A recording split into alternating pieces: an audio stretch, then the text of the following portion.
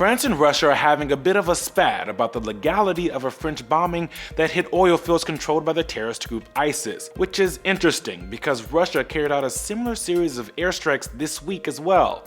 The Russian minister said the country destroyed oil facilities owned by ISIS in another round of bombings. The difference?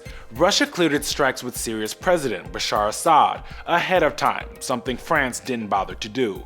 Russia is a clear ally of Syria and Assad, while the French government wants him out of power as much as the United States does. So by calling out France for not getting permission from Assad, Russia is making it clear it's standing behind the Syrian president.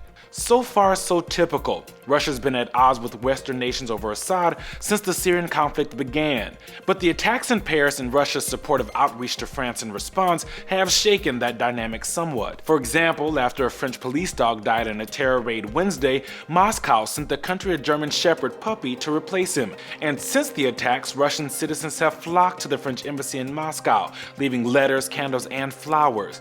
And you can't forget about the messages for Paris being written on some of the bombs Russia's dropping on ISIS territory. Russian officials spoke out for more unity against ISIS after the Paris attacks, saying it would team up with Western countries like France and the United States to fight the group. But as long as Western countries keep targeting both ISIS and Assad with their strikes, the awkwardness probably won't go anywhere. But that's not to say Russia's outreach has fallen on deaf ears. French President François Hollande is headed to Moscow next week to talk more strategy in the fight against ISIS.